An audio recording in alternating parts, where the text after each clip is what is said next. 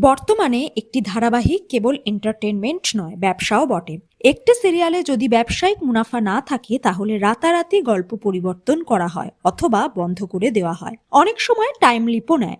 জি বাংলা এবং স্টার জলসার মধ্যে চলে সমানে সমানে টক্কর। জি বাংলার তুই আমার হিরোতে এলো পরিবর্তন, গল্প অনেক বছর এগিয়ে গেছে। আরশি যখন গর্ভবতী ছিল তখন জেল হয় সাক্ষ্যজিতের। 25 বছর পর জেল থেকে বেরিয়ে নিজের মেয়ে এবং আরশিকে খুঁজতে শুরু করেন। নায়ক সুলভ আচরণও নেই। জেল থেকে বেরিয়ে দেখে হুবহু আরশির মতো দেখতে একজন পুলিশ অফিসার, নাম মহাগৌরী সিংহ রায়। দুধে পুলিশ অফিসার, অপরাধীদের সহ্য করতে পারে না। অভিনেত্রী মোহনা ডবল রোল করছেন। অনেক সময় এইসব ক্ষেত্রে জুটি ভেঙে যায়, কিন্তু আরশির নায়ক হিসেবে রুবেলকেই দেখা যাবে। মহাগৌরীর নায়কের ভূমিকায় দেখা যাবে অরুণাভ দেকে, তিনিও একজন পুলিশ অফিসার। দর্শকরা মনে করছেন এই সিরিয়ালটাও জগদ্ধাত্রীর মতোই হয়ে যাবে। আগামীতে বেশ কিছু চমক আসতে চলেছে তুই আমার হিরোতে।